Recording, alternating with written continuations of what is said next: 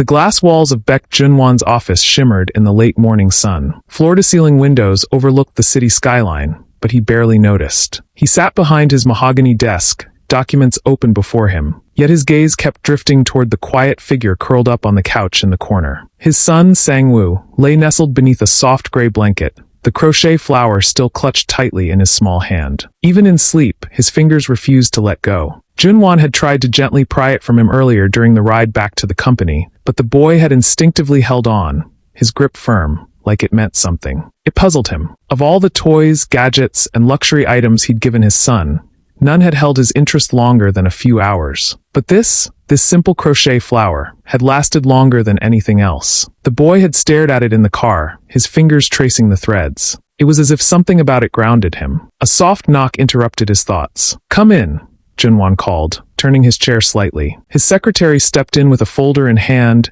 and a tablet tucked under his arm. "I found the information you asked for, sir," he said, walking over to place the file on the desk. Jun Wan's eyes sharpened. "Her name, Rose Aansa," the secretary replied. "Ghanaian. She arrived in Korea just 2 days ago. She studied trauma therapy and psychology for her undergraduate degree, then completed a master's in child and adult trauma therapy. Clean background. No criminal record. She speaks fluent Korean and English." Jun Wan raised a brow slightly. "Where is she working?" "She just got hired at our private hospital," the secretary replied. Jun Wan leaned back, thoughtful. "Myri?" The secretary nodded. "Yes, sir. She starts tomorrow." There was a long silence between them. Then Jun Wan stood and walked over to the couch, where Sang-woo still slept, the flower cradled gently against his chest. "She gave him that," he murmured, more to himself than anyone else. "And he hasn't let go since." The secretary said nothing, simply observing. Jun Wan gently brushed his son's hair away from his forehead. "It's not like him. Everything else he throws away, loses, forgets. But this is different." He turned back to his desk, his expression unreadable. "Inform the unit supervisor, I'll be visiting tomorrow morning. First thing." "Yes, sir," the secretary replied immediately, already reaching for his phone. Jun Wan looked back at Sang-woo once more. The boy stirred slightly, murmuring in his sleep, still gripping the yarn flower as though it were his anchor in a storm. "She might be the first person he's truly responded to in years," Jun Wan said quietly. With another bow, the secretary exited. Jun Wan walked slowly back to his desk, but his eyes remained fixed on the couch. There was something about Rose Aansa. Something he couldn't explain. It didn't feel dangerous.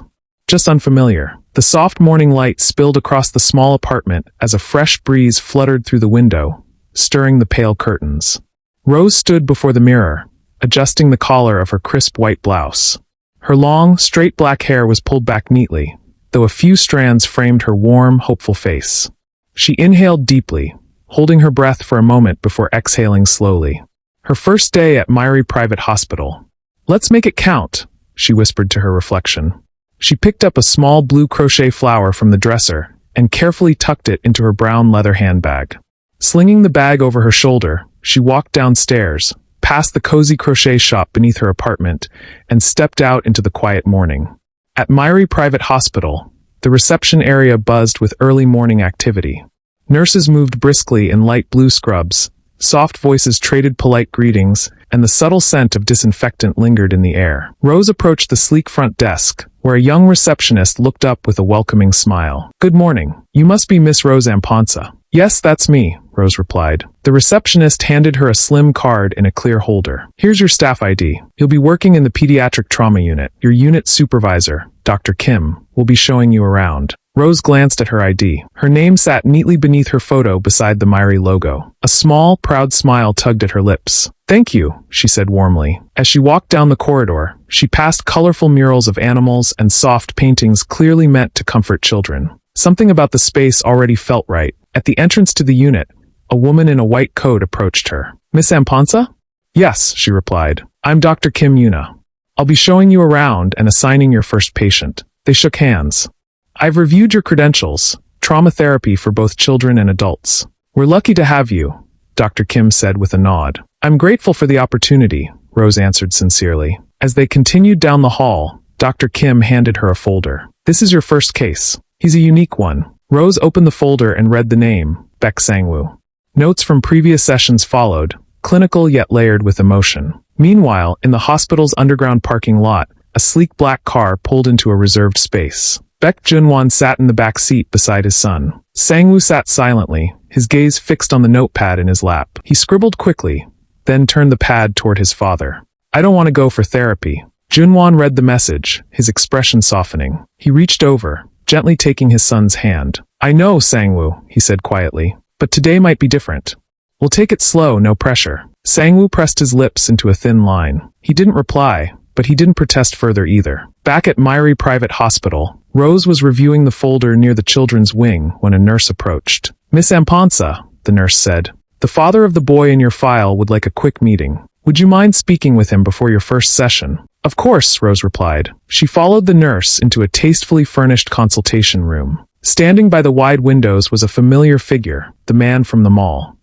Jun Wan. His tailored dark blue suit was immaculate, his expression calm but unreadable. At his side stood Sangwoo, still clutching the same flower. The boy looked up, and recognition lit his dark eyes. You're Rose, Jun Wan said, stepping forward and extending a hand. I am, she said, shaking it with polite warmth. It's nice to officially meet you, Mr. Beck. He gestured to the boy. This is my son, Sangwoo. He hasn't spoken in over 2 years. Rose crouched slightly to meet Sangwoo's gaze. Hello again, Sangwoo.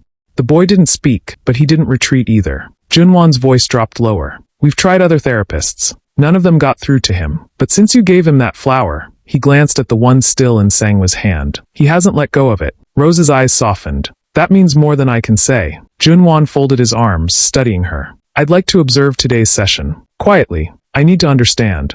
Of course, Rose nodded. Whatever makes Sangwoo most comfortable. She turned to the boy and held out her hand, gentle and unhurried. Would it be okay if we sat together for a bit? Sangwoo looked up at his father. Jun Wan gave a small, reassuring nod. And slowly, hesitantly, Sangwoo reached for Rose's hand. The therapy room was quiet, painted in calming pastels, with soft natural light spilling in through high windows. Plush beanbags rested beneath shelves stacked with picture books, sensory toys, and building blocks. A small play table stood nearby, covered with crayons and paper. Though Rose hadn't designed the space, it gave her something to work with. And for today, that was enough. She entered gently, her ID badge swinging softly at her chest.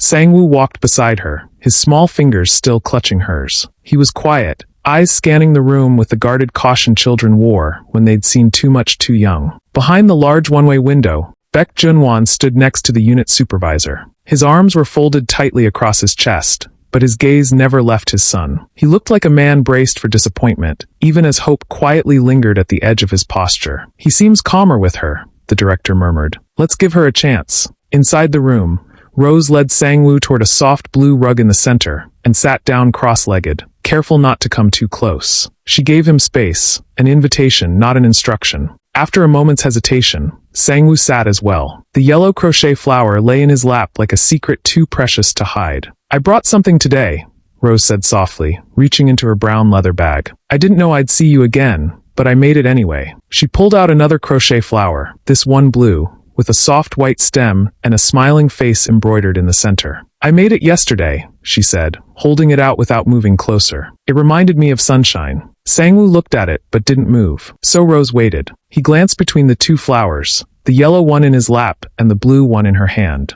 His fingers tightened protectively around the first. Then, to Rose's quiet surprise, he set the yellow flower gently beside him and reached for the blue. She didn't speak. She only smiled.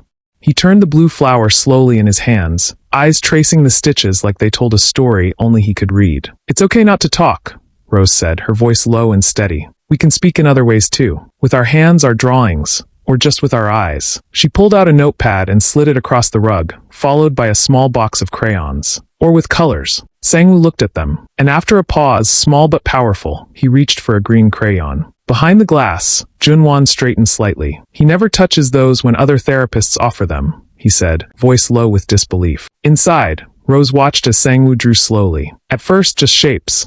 Then circles. I like drawing flowers too, she said quietly. She picked up her own crayon and began sketching next to him, not copying, but echoing, letting him lead.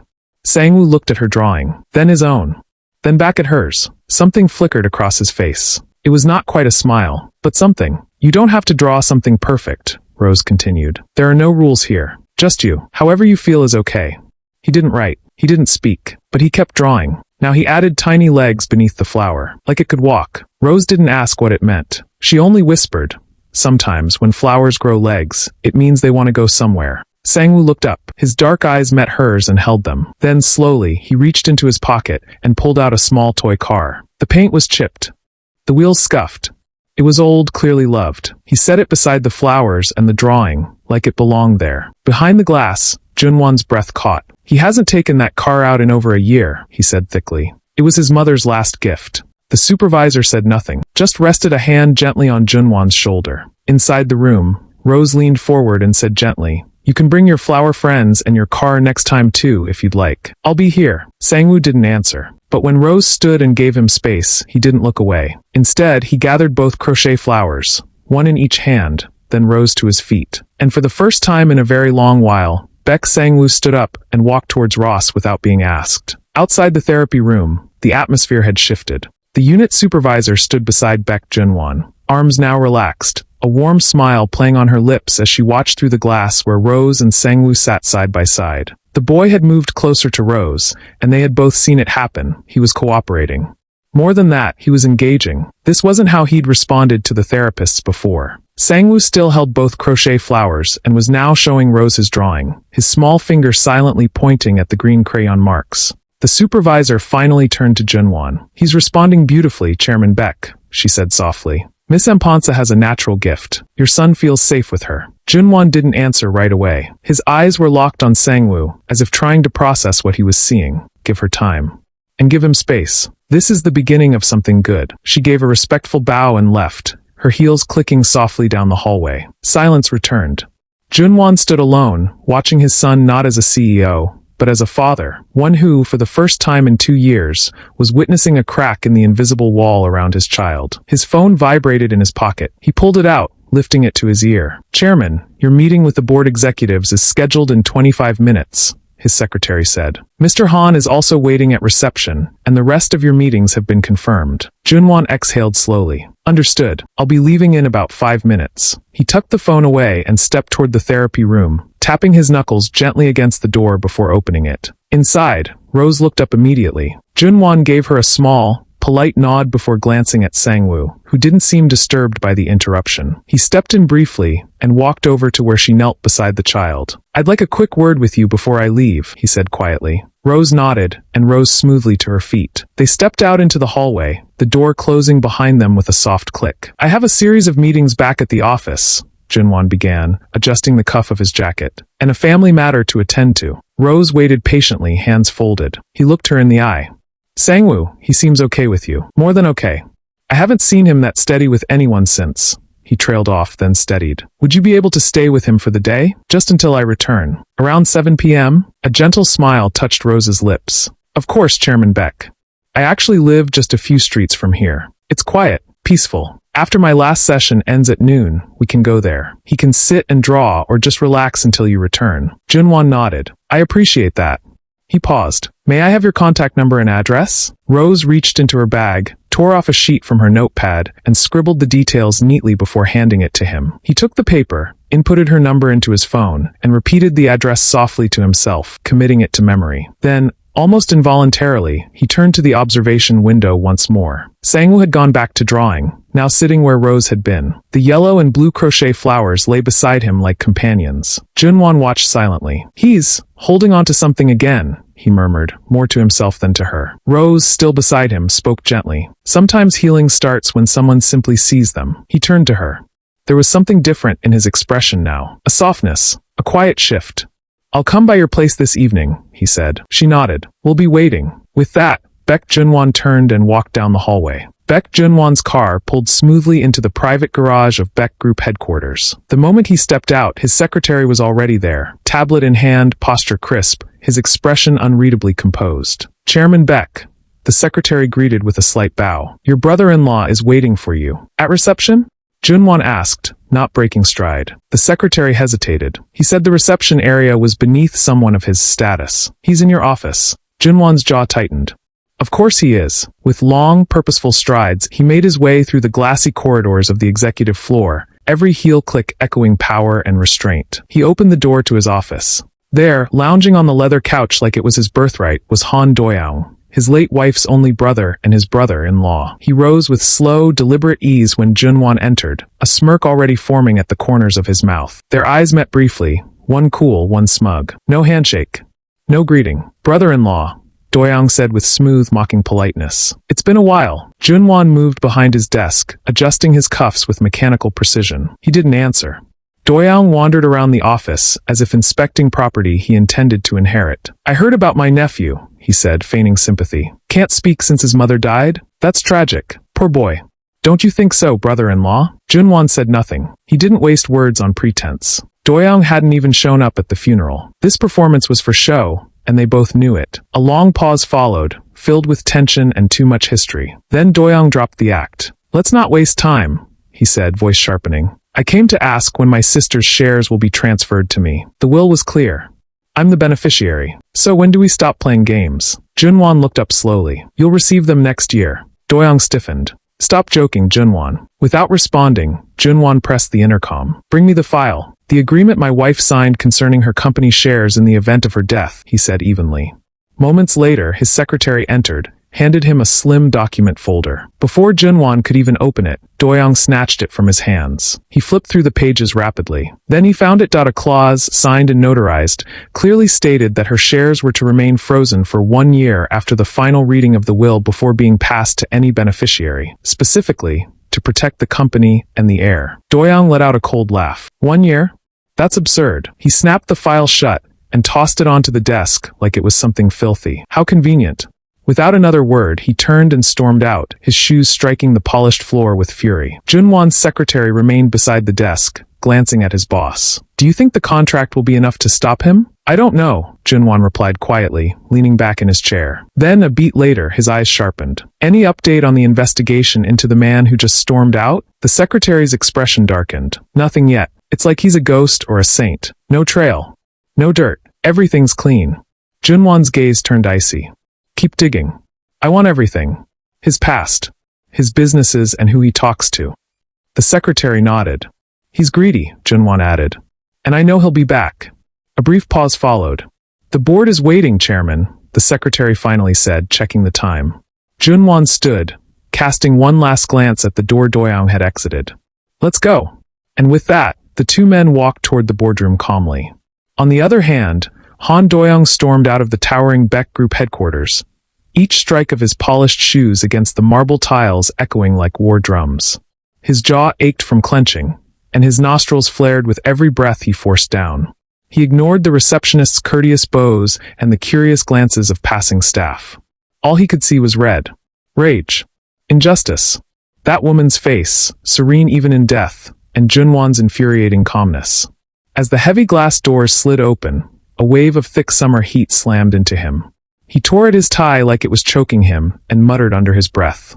She's still fighting me, even from the grave. His fists clenched.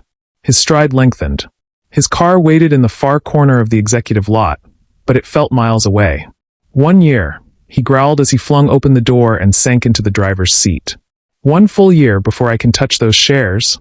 He slammed the door so hard the frame shuddered. The engine roared to life, but he didn't move. Instead, he leaned back, exhaled shakily, and pulled out his phone with a trembling hand. He dialed a number. It rang. Once. Twice. Then a voice answered. It's me, Doyoung said sharply. I need your help. A beat of silence. I want that woman's shares in Beck Group now. Not in a year. I don't care what contract she signed before she died. That clause needs to disappear. The voice on the other end responded cautiously. Doyoung's fingers gripped the steering wheel until his knuckles turned white. I know it's not simple, he snapped. That's why I called you. You've bent worse things than paper clauses. If there's a flaw, find it. If there's a loophole, exploit it. I want those shares under my control, immediately. Another pause. Then he added, his voice dropping into a dangerous calm. My dear brother may think he's in charge now, but he won't be for long. I'll take what should have belonged to me, and not even a dead woman will stop me. A heavy silence. Then the voice agreed, quiet, reluctant. Doyoung ended the call without a word of thanks and tossed the phone onto the passenger seat like it disgusted him. He sat in stillness, staring at the glistening Beck Group tower, his expression unreadable. Then he whispered, venom curling around every word. Dear brother, I will take what should have been mine. And with that, he pulled out of the lot and vanished into the city.